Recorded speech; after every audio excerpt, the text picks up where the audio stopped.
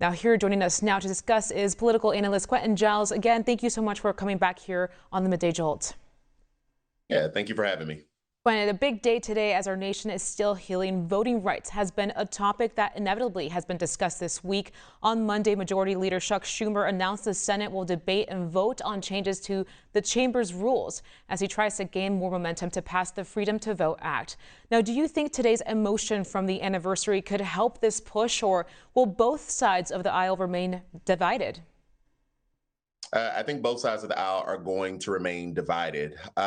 It's pretty on brand for the Democrats in particular to use days or moments that are significant to particularly Black folks. And so Chuck Schumer has set this deadline of MLK Day to do something. I think in hopes of really speaking to the better part of the people in the Senate with the power to do something.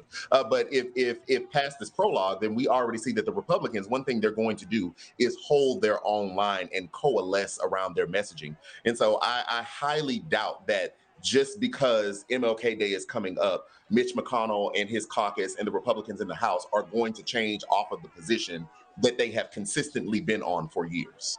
You kind of touched this on this topic. I was combing through an NBC report earlier. Allies of the Biden administration are actually urging to keep those voting rights and the January 6th rights separate because they argue that voting rights is about depriving voters of color, while January 6th is about the country's democratic election process. Now, do you agree with dividing these two topics completely, or they kind of intertwine with one another? I think they tacitly touch each other, but I agree with keeping them separate. Voting rights is something that quote unquote America is founded upon, right? Ensuring that every citizen has equal and equitable fair share to the ballot box. What happened on January 6th, we need accountability. Excuse me, we need accountability for the people that ran in the Capitol, tried to stop a peaceful transition of power, attacked, and I harp on this a lot, attacked two co-equal branches of government, that being the legislature with Congress and the executive branch, because Mike Pence was in there as well. Also defecated and desecrated the halls of Congress in a violent insurrection. That calls for accountability. That calls for prosecution because the law was broken. Because we know if Black, brown, or indigenous folks had done that, it would be a 100% prosecutorial and conviction rate at this moment. Voting rights has nothing to do with this. Those people were there based on a lie around voting for the president. So they are completely separate, although they tacitly touch each other. Let's talk about that accountability you just mentioned. House Minority Leader Kevin McCarthy addressed House Republicans this week, saying, quote, "Unfortunately, 1 year later, the majority part seems no closer to answering the central question of how the Capitol was left so unprepared and what must be done, and how did these words impact an already divided America at this time?" Yeah. Kevin McCarthy, I don't buy anything that he's saying right now. On one hand, let's give him credit in those are legitimate questions that need to be answered. And at the same time, it is not coming from a genuine space or a genuine place in him asking that. And I say that based on his own record and what he has said about January 6th. So if he's asking the questions, he needs to ask the questions with a fuller context. And so if we want to know how is the Capitol so unprepared, let's back it up a little bit and find out how did the people that attacked the Capitol even got there, who incited it, who planned it, who organized it, and who had the power to stop it and chose not to. Yeah, of course. We heard our president give a speech and address the nation earlier this morning. Give us your reaction to him. What stood out to you the most in that speech? That he was so direct.